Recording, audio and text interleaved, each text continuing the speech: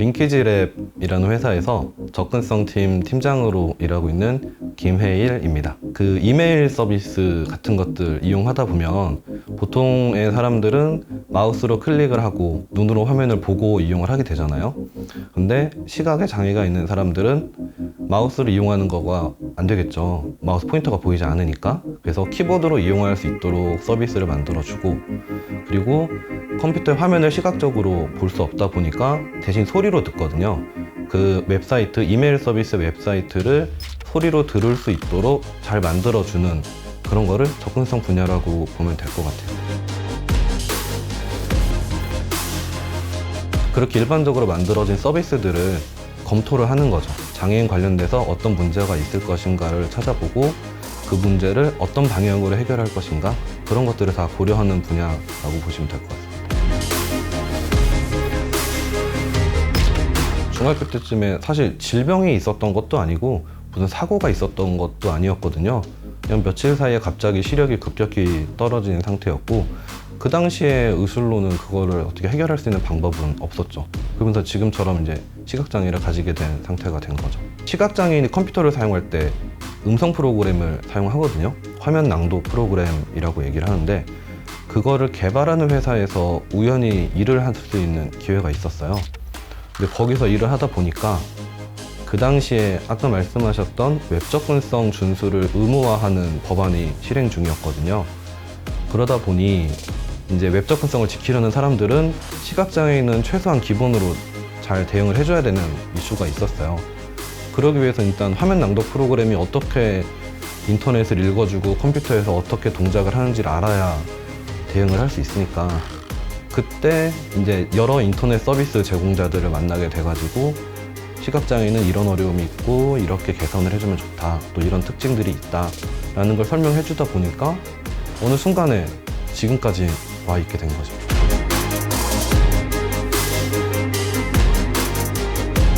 그냥 눈 뜨면서부터 잠들 때까지 불편하다라고 생각을 하면 될 것 같아요. 그냥 아침에 눈을 떠서 시계를 확인하는 것부터 시작해서 샤워를 하고 뭐 샴푸 린스 사용하는 것들, 거기서도 문제가 생기고, 집안에 온도 조절기 사용하는 거, 그리고 뭐 침대 같은데 온도 조절기 또 있죠. 그리고 나올 때 도어락 같은 거 활용하는 것들, 그냥 전체적으로 다 생활이 되게 어려워요. 근데 사실 어떤 특정 분야가 어렵다라기보다는 내가 이렇게 어려움을 겪고 있는 분야에서 그런 장애인들의 어려움을 해결해주기 위해서 무언가 노력을 하고 있는가? 아니면 너무 막막하게 전혀 해결될 기미가 보이지 않는가에 대한 부분이 더 힘들게 하는 것 같아요. 당신이 지금 만들고 있는 서비스가 장애인 사용자들이 이용할 때 이런 어려움이 있다, 이런 불편이 예상된다, 그렇기 때문에 서비스를 제공할 때 이런 부분들을 개선을 해주거나 고려를 할 필요가 있다라는 얘기를 해주는 거죠. 근데 모르는 사람이 너무 많기 때문에 저는 무슨 녹음 테이프 틀어놓듯이 특정 분야에 처음 만나는 사람이 있으면 그냥 레퍼토리가 있어요. 줄줄줄 계속 얘기를 해야 돼요. 처음부터 끝까지. 그게 상당히 힘들죠. 그리고 그게 일반적으로 장애인에 대한 인식, 내 주변에 장애인이 살고 있고 내가 만드는 서비스 혹은 내가 살아가고 있는 사회 안에서 장애인들이 같이 있다는 걸 인식을 했다면 제가 그렇게 굳이 줄줄이 설명하지 않아도 이미 어느 정도 힘든 점들은 많이 개선이 되어 있을 거라고 생각을 해요.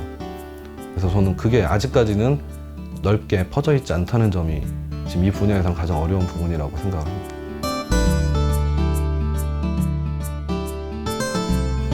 주문을 받을 때 키오스크 많이 사용하시잖아요. 근데 키오스크 그걸 사용할 때 과연 장애인들이 내 가게를 방문했을 때 어려움이 없을까라는 걸 한번 생각을 해봤으면 좋겠어요. 키오스크가 너무 높은 곳에 있어서 휠체어를 탄 사람이 그걸 누를 수 있을까?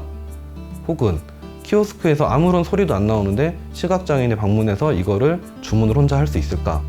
이런 걸 한번 생각해 봤으면 좋겠어요. 그리고 교회 안에서라면은 우리 예배실에 계단이 이렇게 많이 있는데 휠체어 탄 사람 혹은 목발을 짚고 있는 사람은 예배실로 들어올 수 있을까? 우리 교회에서 매주 이렇게 주보가 인쇄돼서 나가고 있는데 이 예배 순서를 시각장애인들은 혼자서 읽을 수 있을까? 이런 것들을 한번 생각해 봤으면 좋겠어요. 의학적으로 해결할 수 없는 질병, 해결할 수 없는 상태에 있기 때문에 장애인이 되는 건데, 그 장애인들은 IT 서비스를 이용하면은 내가 물리적인 세상에서 해결 못하던 거를 해결하는 게 좀 가능해요. 뭐 예를 들자면 시각장애는 종이로 인쇄된 책을 볼 수 없는데 거기 IT 서비스에서 텍스트로 뭔가 웹사이트를 제공을 해준다면 음성 프로그램으로 다 들을 수 있고, 지체장애인도 내가 몸을 움직여서 성경을 넘기거나 혹은 주보를 펼치거나 할 수 없지만 내가 가지고 있는 단말기로 입에 스틱을 물어서라도 음성 명령을 사용해서라도 쓸 수 있거든요. IT 서비스는 장애인들이 어느 정도 활용할 수 있도록 대체 수단들, 보조기술이라고 말하는 대체 수단들이 많이 마련이 되어 있기 때문에 전반적으로 좀 접근성을 넓게 보장하려면 많은 정보들, 많은 콘텐츠들이 IT 서비스를 활용해서 제공이 돼야 된다고 저는 생각을 하고 있어요. 그게 물론 각 장애 유형마다 아주 세밀하게, 디테일하게 케어해줄 수 있는 부분은 아닐 수 있는데 보편적인 접근성을 확보하는 데는 큰 도움이 될 거라고 생각을 해요.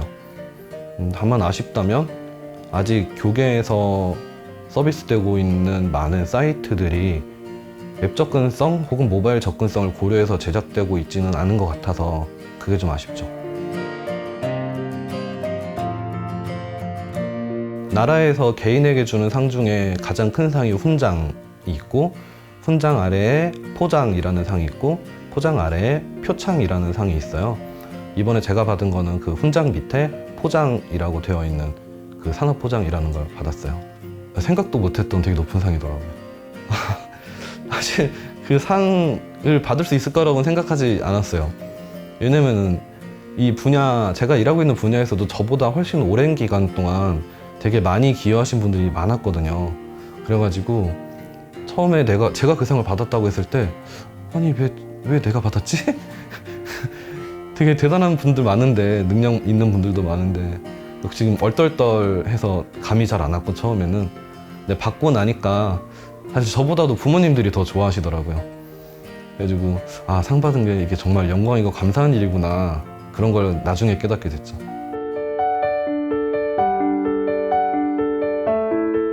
최소한의 정보 제공보다는 되게 섬세하게 사람들이 혼란을 가지지 않도록 정확하게 제공해주는 디테일이 제일 중요한 서비스다라고 생각을 하고 있어요.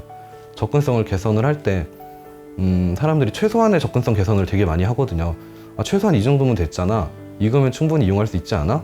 확인하면 되지 라고 말을 하는데 저는 최소한이라는 건 없다라고 생각을 하거든요. 왜냐면 보통의 비장애인들을 대상으로 만드는 서비스를 해서 아, 이 정도면 됐잖아 라고 말하는 경우는 거의 없죠. 가장 최대한으로 디벨롭해서 가장 최선의 것으로 서비스를 제공하잖아요. 그래서 저는 접근성도 당연히 그래야 된다라고 생각을 해요.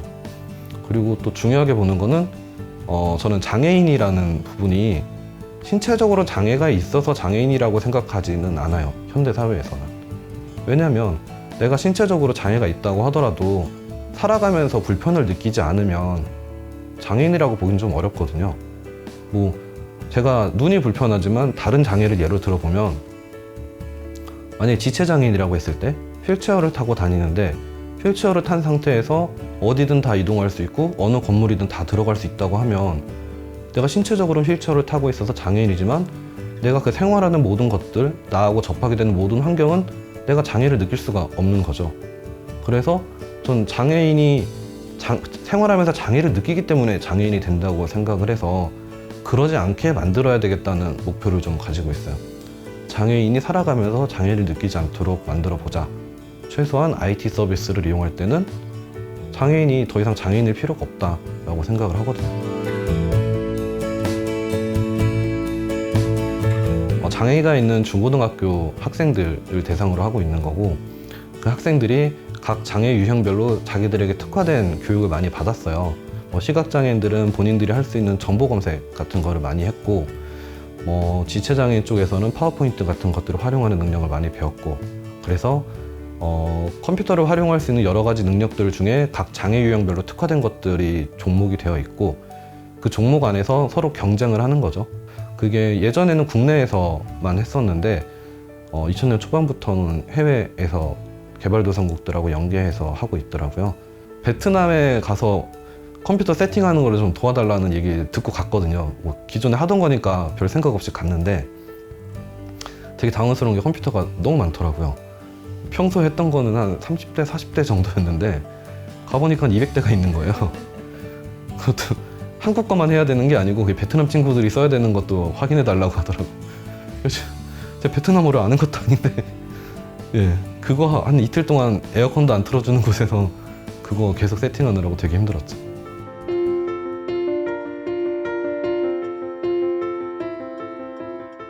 더 이상 저라는 사람이 주목받지 않는 세상이 왔으면 좋겠어요.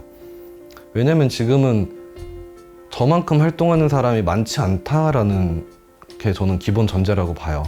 제가 주목을 받는 이유는 저 정도 활동하는 사람들이 많아지면 더 이상 제가 주목받지 않겠죠. 그리고 저처럼 일하는 사람들이 많아지면 더 이상 장애인들이 힘들게 살아가는 상황은 연출되지 않을 거라고 생각을 해서 더 이상 제가 주목받지 않는 세상이 됐으면 좋겠다. 그리고 지금처럼 이렇게 제가 열심히 일을 하고 있잖아요. 새로운 환경이 나왔을 때 이전보다 빠르게 접근성을 보장하는 세상을 만들었으면 좋겠어요. 아까 말씀드렸던 키오스크도 보편화되고 있지만 아직까지 장애인들이 쓰기에는 문제가 많은 부분이죠. 그런 간격을 줄이고 싶은 거죠. 비장애인이나 장애인이 어떤 걸 이용할 때 서로 거리감을 느끼지 않고 같이 즐길 수 있는 세상을 만들고 싶은 거예요. 저는 IT 서비스에서도 똑같은 상황이 연출돼야 된다고 생각을 해요. 뭐 네이버든 카카오든 구글이든 뭔가 새로운 게 나왔을 때, 새로운 웹툰이 나왔을 때 장애인도 그걸 똑같이 즐기고 비장애인하고 차이 없이 소통할 수 있는 세상이 만들어졌으면 하는 게 접근성 분야에 활동하는 사람으로서 제 꿈 중에 하나입니다. 죽기 전에 왔으면 좋겠어요. 제가 죽기 전에 저도 좀 즐겨야죠.